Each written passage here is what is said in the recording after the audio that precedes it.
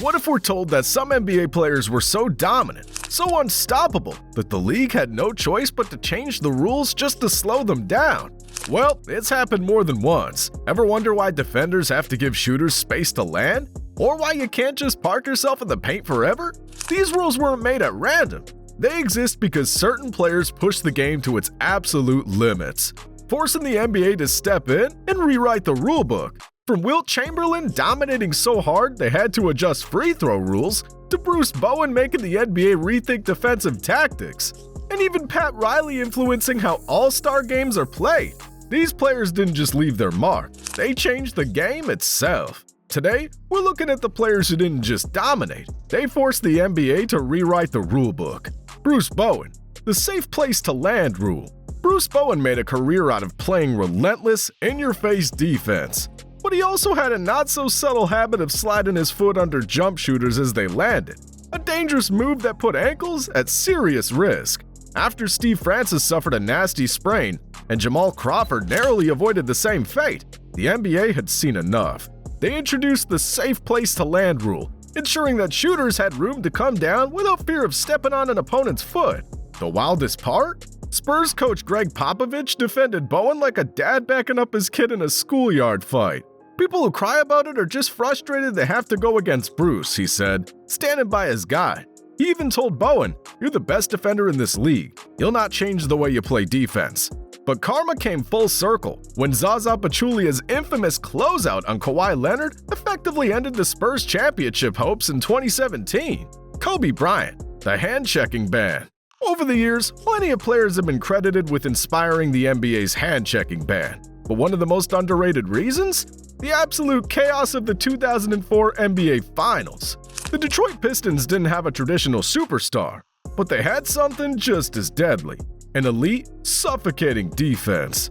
Watch the tape, and you'll see them bumping Kobe Bryant every time he drove to the basket, throwing off his rhythm just enough to let Ben Wallace get into position for a block or contest. And the best part?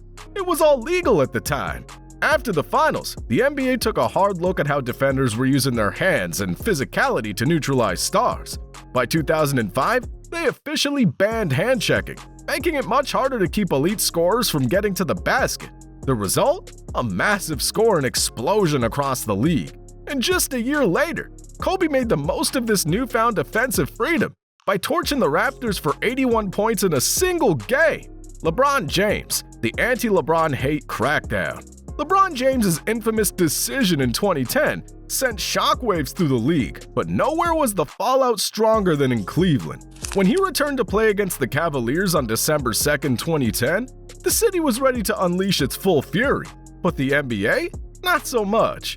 League executives got wind of the anti-LeBron merch that was circulating. T-shirts, hats, and signs filled with, let's just say, some less-than-friendly messages. The NBA stepped in, warning fans that any hateful gear wouldn't be allowed in the arena. They even beefed up security to prevent things from getting too heated. And in the ultimate "I'll let my game do the talking" moment, LeBron put on a show, dropping 38 points in a dominant 118-90 Miami Heat win. Cleveland fans had the signs taken away, but they couldn't stop the beatdown that followed. We're back with Charles Barkley. It's an NBA. There's a 5-second rule named after you, so of course we have to play 5 seconds. Charles Barkley, the 5-second rule. Imagine trying to guard a 6'6", 260-pound wrecking ball who could just back you down, step by step, until he had you right under the rim. That was Charles Barkley. He made this move look effortless, bullying defenders with sheer strength before finishing at the basket. And while today he's mostly known for his hilarious antics on TV, let's not forget, the man could flat out play. But here's the thing, his post-up game was so dominant, so methodical, that it started slowing the game down.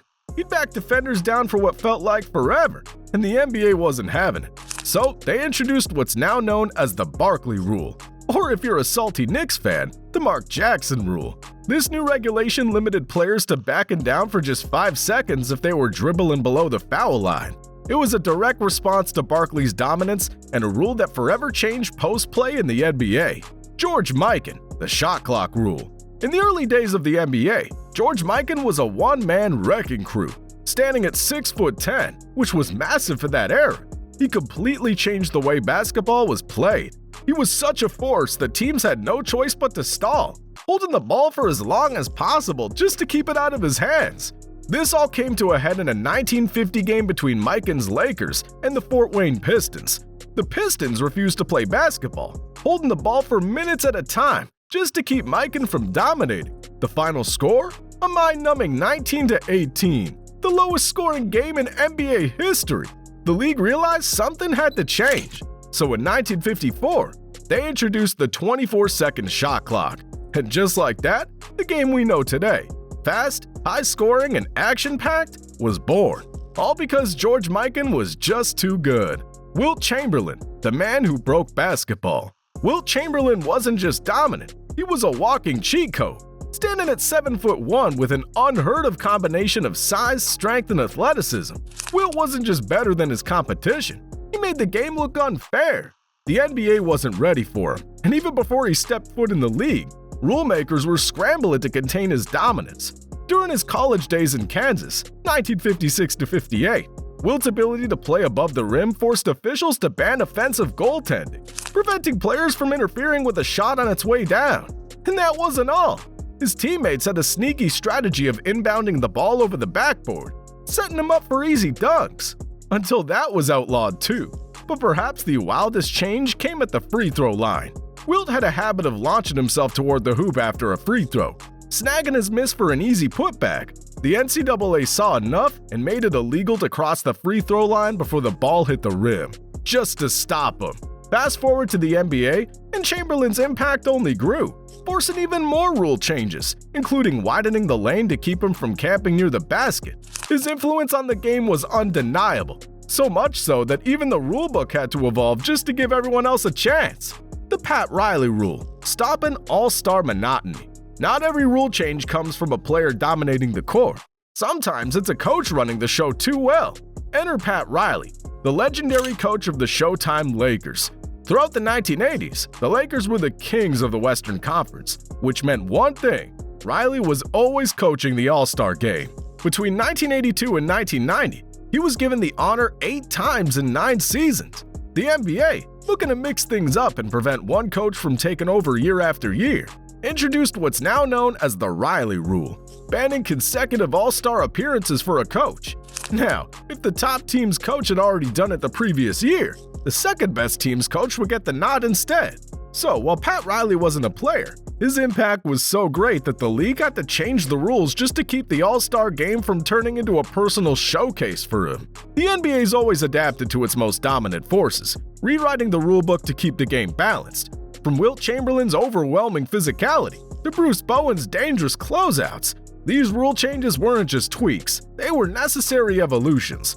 Whether it was banning hand-checking to free up scorers, limiting post-ups to speed up play, or ensuring shooters had a safe space to land, each adjustment shaped the modern NBA. The game continues to evolve, and as new superstars push the limits, one thing remains certain: if a player's dominant enough, the league will find a way to respond. Do we miss any players who forced the NBA to change the rules? Let us know in the comments. If this video was enjoyable, leave a like, it helps the channel grow.